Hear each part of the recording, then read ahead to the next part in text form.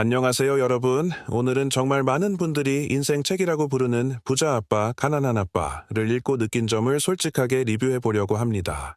이 책을 읽으면서 부자가 되는 사고방식이 뭔지 제대로 깨달을 수 있었어요.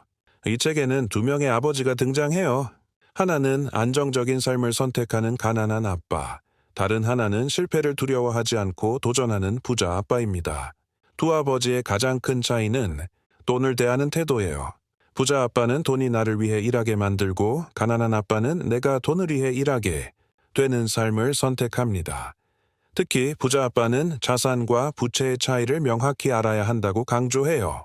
자산은 내 주머니에 돈을 넣어주는 것, 부채는 내 주머니에서 돈을 빼가는 것이죠.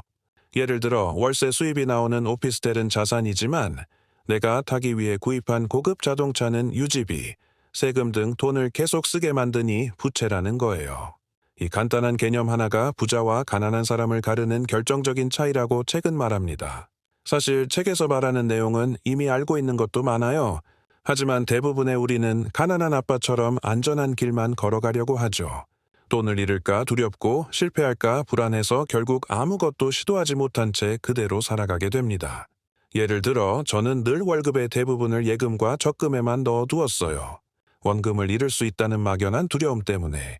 주식이나 펀드 같은 투자는 생각조차 하지 않았죠. 하지만 이 책을 읽고 깨달았어요. 제가 안전하다고 믿었던 그 길이 실은 인플레이션 앞에서 제 돈의 가치를 갉아먹는 길일 수 있다는 것을요. 이 책을 덮고 나서 제일 크게 느낀 건 두려움을 내려놓고 뭐라도 도전해야 한다는 거였어요. 그래서 저는 작은 것부터 시작해보기로 했습니다. 먼저 제 수입과 지출을 정확히 파악하고 무엇이 진짜 자산이고 부채인지 목록을 작성해봤어요. 그리고 매달 수입의 일부는 투자 공부를 하고 소액으로나마 ETF 같은 곳에 투자하기 시작했습니다. 큰 돈이 아니더라도 돈이 스스로 일하게 만드는 경험을 해보는 것이 중요하다고 생각했거든요. 그리고 정말 인상적이었던 건 부자의 사고방식은 어려서부터 배워야 한다는 점이었어요. 나중에 자녀가 생긴다면 단순히 돈 아껴 써라가 아니라 어떻게 하면 돈을 벌 수 있을까? 이 돈으로 무엇을 해서 더 큰 가치를 만들 수 있을까? 같은 질문을 함께 고민해주는 부모가 되고 싶어졌습니다.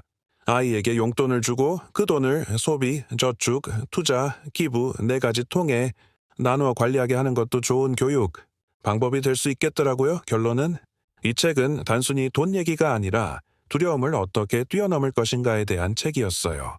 재테크, 경제 공부를 시작하고 싶은 분들, 돈에 대한 관점을 바꾸고 싶은 분들께 정말 강력하게 추천드립니다.